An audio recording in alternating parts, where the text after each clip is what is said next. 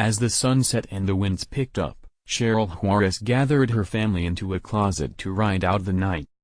Juarez, her husband, their 9-year-old daughter and 5-year-old son, and cat Mandu, the family cat, huddled together as Hurricane Andrew made landfall 25 years ago today. Their battery-powered radio crackled with updates as the Category 5 storm laid waste to this southern suburb of Miami. For hours, they heard the kids' jungle gym slam repeatedly against the 2-story house. They listened as Andrew tore off the roof. Water crept into the closet, not through the gap under the closet door, but seeping in under the walls. "I thought, well, it's been a good life," Juarez said. "We were done." Hurricane Andrew with its 175 miles per hour winds was one of only 3 Category 5 hurricanes, the highest category on the Saffir-Simpson hurricane wind scale, to hit the U.S. and the first since Hurricane Camille in 1969. The fast-moving, tightly wound hurricane tore through South Florida in the middle of the night, leveling entire neighborhoods, tossing around boats and mobile homes, and leaving millions of people without power or hope. Andrew's legacy would be far-reaching, as the storm exposed shoddy construction practices in Florida and a broken emergency response system in Washington. The damage from the storm would lead to sweeping changes in the state's building code, the insurance industry and the role of the Federal Emergency Management Agency. But on that dark, howling night of August 24, 1992, the residents of Dade County worried about coming out alive. Joseph Stemping, 15 at the time, took cover with his older brother and sister in a bathroom. They propped a twin mattress against the bathroom door. Their mother, a security guard, was protecting the Turkey Point nuclear power plant nearby, so the 3 teens rode out the storm together.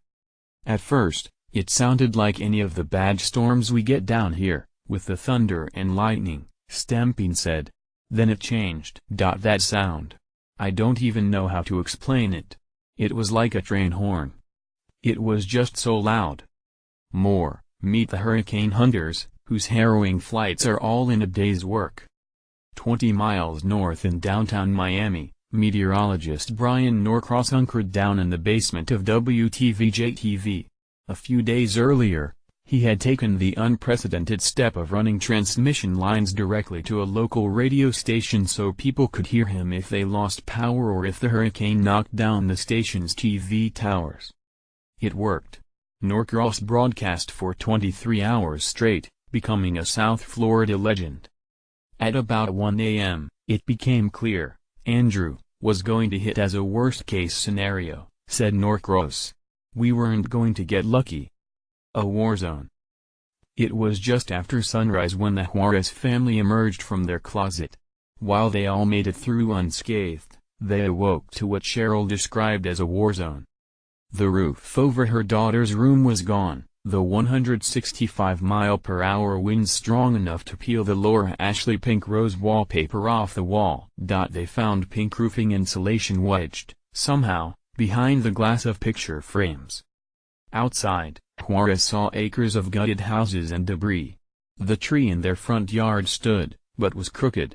She tried to walk to her cousin's house 3 blocks away. "I didn't recognize where I was," she said. "I couldn't figure out which house it was." It was about that time that Bob Graham, the former governor of Florida who was a U.S. senator at the time, got into a helicopter with then-Governor Lawton Chiles and headed south to survey the damage. He saw blocks and blocks of splintered homes, and mobile homes stacked on top of one another. Their helicopter landed in a field near Homestead City Hall.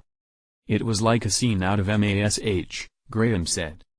Julia Rochman, who worked for a coalition of insurance companies, tried to reach Homestead by car. "There was no signage, so directions were, you are going to go down to the pile of bricks on the side of the road, take a left at the broken sign," said Rochman, now the president of the Insurance Institute for Business and Home Safety.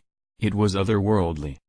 Andrew arrived in the days before Facebook or Twitter, before everybody had a cell phone.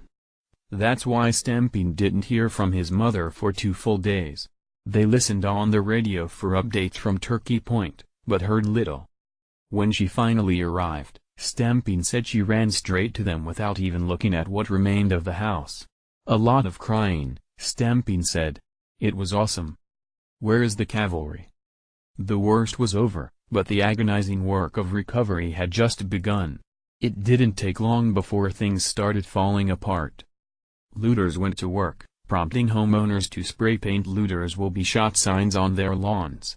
Opportunists price gouged, wildly inflating prices for generators, food, batteries, and even water. The hurricane also tore through aviaries, Miami Metro Zoo, Monkey Jungle Land.